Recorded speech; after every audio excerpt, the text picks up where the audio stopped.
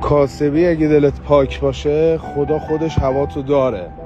به فکر آجر کردن نون کسی نباش، به فکر کاسبی خودت باش.